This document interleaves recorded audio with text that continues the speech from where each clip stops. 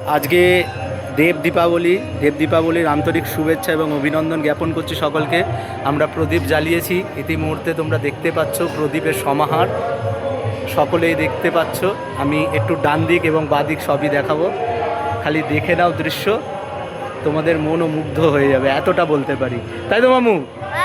একদম Thums up. বাহ,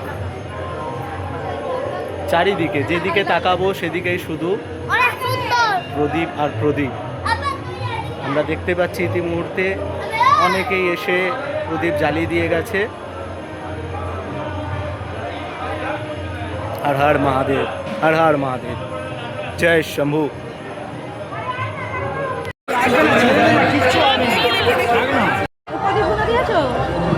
বাবুর হাতে আছে, দেখো প্রদীপ।